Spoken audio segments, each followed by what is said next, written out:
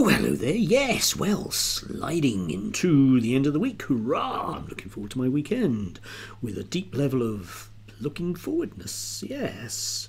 Anyway, today I want to return to the notion of Englishness, which is still bubbling around following Robert Jenrick sort of stumbling over what the English identity is. Made a video about this a couple of days ago, link down below.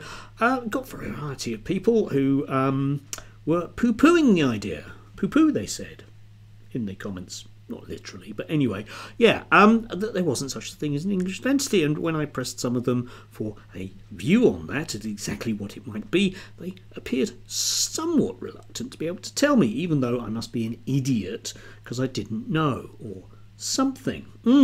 Perhaps I am, perhaps I'm just an idiot, but it just strikes me that if something is very distinct, you should be able to describe it, yes? Yeah? You know, you've got an orange amongst all those apples. It should be blindingly easy to describe it, but apparently no, you can't. It's still round and green and looks appley like all the rest of them. Anyway, this is bubbling around. But it's actually important because it ties into a number of different things. We have this from Dr. Rakib. Yes, him again, writing in Spike magazine. Link down below. Okay, he says this.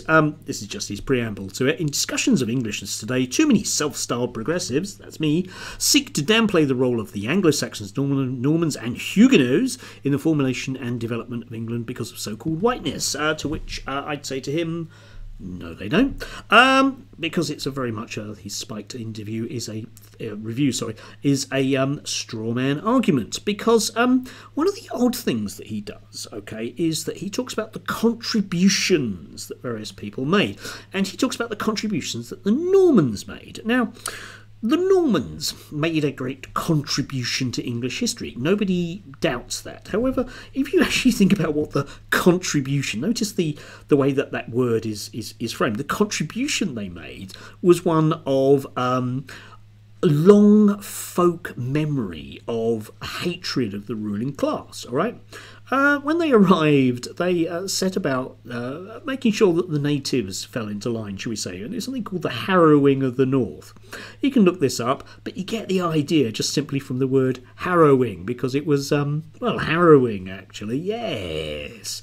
And if you think about that English folklore about the Normans, okay, you think about Robin Hood and the way that imposed ruling elite was seen, and that bubbles forwards. If you actually read about English history, I know I do that, and look at, for example, the Luddites or the Chartists, to bring it up to a reasonably modern period. They were people who harked back to the idea of resisting taxes and an overbearing imposed ruling class. That was the contribution that the Normans mainly, I think, to a certain extent. You can argue about it, but in terms of English cultural identity, that has to be the biggie. And yet, Rakib, I think, doesn't really want to see history in that way. He, along with, for example, our gorgeous and pouting bow-tied friend Rafe, want to present to you a kind of history for 8-year-olds. That's what they really want. He was on trigonometry.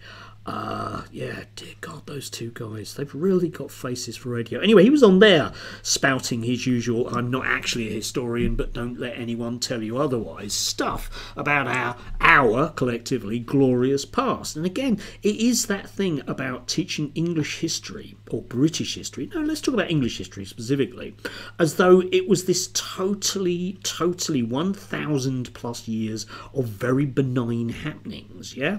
In the sense that we only ever did good things, yeah? Very shortly after we'd given the world the Industrial Revolution, we decided to end slavery, and we had to force that on other people because they were a bit bad. Yes, and very shortly after that, of course, we went out and expanded the empire to give people the benefits of our culture, which was undoubtedly better than theirs because, you know, nothing to do with whiteness, you understand, Dr. Rabib, nothing to do with whiteness at all, but it just innately was.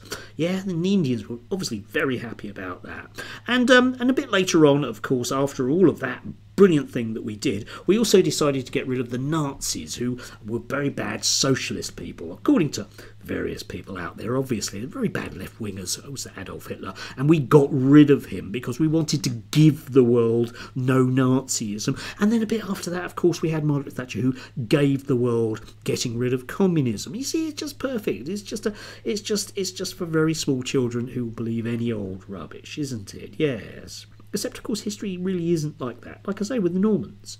It isn't just about those facts and figures of whether or not you would have had a unified kingdom, blah, blah, blah, blah, blah. But it is very much the cultural heritage. And we still have it today. I have it running through my veins. This notion about resisting an elite. Yes. Why is this important? Well, on the day, yesterday as it was, that Ireland decided to drop transphobia and other hate laws, we have various people saying about how vitally important it is that they aren't in any way, shape or form prosecuted or otherwise for espousing racism. Think of Donald Trump and some of the chants that are starting to appear around his rallies. Just platforming pure racism.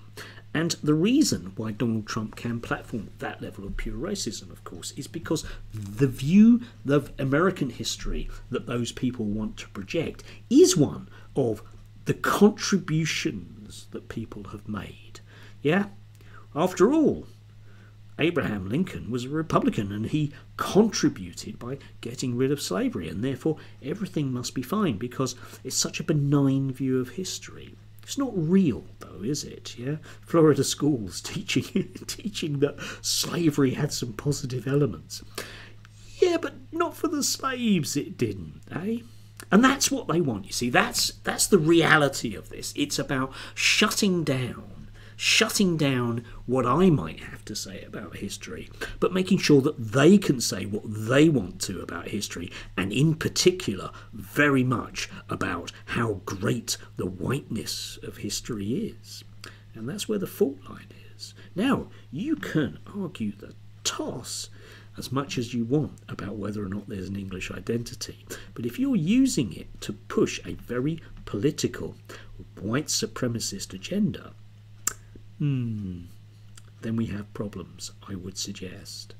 Might have my faults, but I'm not a white supremacist. Except, of course, I'm so much better than everyone else.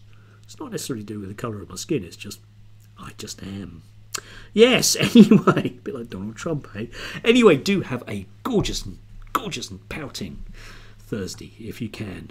Yeah, it's going to be damp, isn't it, eh?